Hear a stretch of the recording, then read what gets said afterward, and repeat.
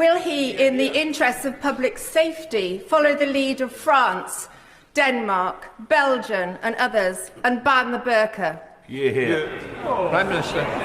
What did Sarah Pochin really say to KEIR STARMER in the Commons? Okay, you're not going to believe what just happened in Westminster right under the cameras, right in the heart of the House of Commons. It wasn't a gentle question. It wasn't a polite nudge. It was fire. It was strategy. It was a moment that could ripple far beyond one chamber. We're talking about Sarah Pochin, new MP, from Reform UK, and KEIR STARMER, the Prime Minister of the UK, facing down a sharp, unexpected challenge. While everyone was distracted by policy announcements and election chatter, something massive was unfolding in the background. Here's what happened. It took place in the Grand Chamber of the House of Commons. The stage, Prime Minister's questions. The timing, shortly after Ms. Pochin's razor-thin by-election win for Runcorn and Helsby by just 6 votes. Labour, under Starmer, had expected this seat to be safe. Instead, Reform UK snatches it. A shock. A signal.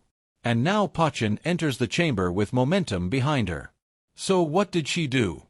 She stood up and asked the Prime Minister a question that stunned the chamber. Given your desire to strengthen strategic alignment with our European neighbours, will you, in the interests of public safety, ban the burqa like France, Denmark, Belgium? Pause. Think about that. A brand new MP, freshly elected, delivering this question, calling for a highly controversial policy shift. And the Prime Minister's reply? He didn't duck. He didn't waffle. He said, "Can I welcome her to her place? But I'm not going to follow her down that line." That one sentence sent the remainder of the session into overdrive. Now let's unpack why this matters. First, Ms. Pochin's win. Massive. Her by-election upset didn't just snag a seat, it rattled both major parties. Labour insiders called it a wake-up call. Reform called it a breakthrough moment for alternative voices in British politics.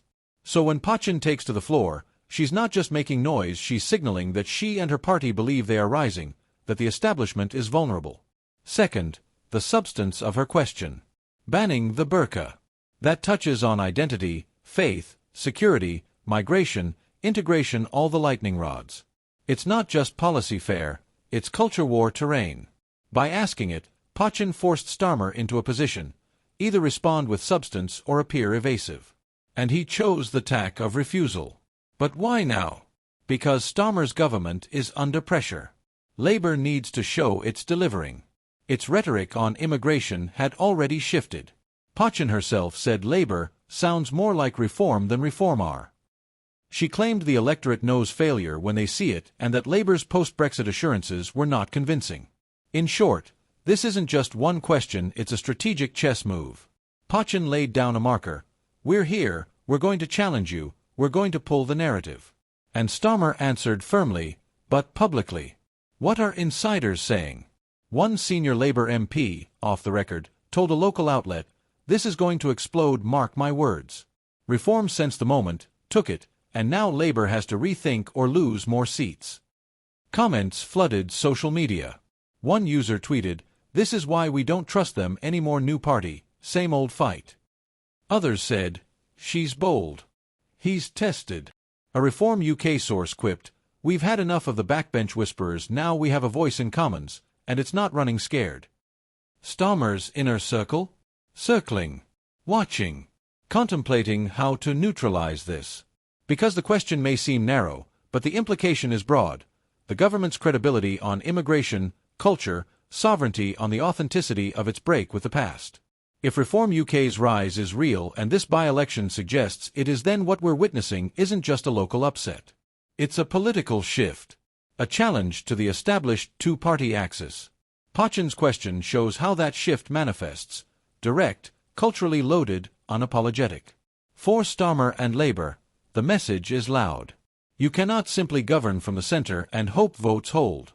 The fringes, once peripheral, are now in the chamber, with microphones, with ambition. And their agenda includes culture wars, migration controls, identity issues. Labour, used to defining the mainstream, now finds itself reacting. For you, the viewer, watch this. Because while the cameras caught that one line in the Commons, what happens next may be the real scandal, or the real story. If pochin keeps pressing? If reform keeps gaining? If the government shifts again to respond? We're on the cusp of a dynamic shift in British politics. So here's the question. If this is just the beginning, how much deeper does it go? Will we see more figures like Pochin challenging from the margins? Will the major parties reposition or fracture? Will identity-driven policy become the main battleground instead of economics or public services?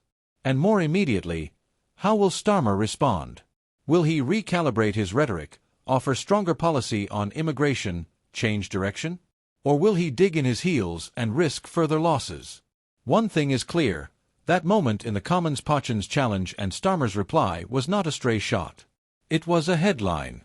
But more importantly, it may be a foreshadowing. If you're watching this, ask yourself, what are they avoiding talking about? What's beneath the surface of that question? Because democracy isn't just about elections, it's about voices rising, power shifting, and narratives changing. And while the world watches London and Westminster, don't forget, these patterns echo globally. Right now, it's Britain. Tomorrow, could be elsewhere. Stay alert. Stay curious. Because what happened today in the Commons might just be what defines the next decade in politics. And also the question remains, what do you think this means for the future of Labour, Reform UK, and British politics? Thanks for sticking through this one. If you found this breakdown helpful, hit like, subscribe, and drop your thoughts in the comments. I'll see you in the next one.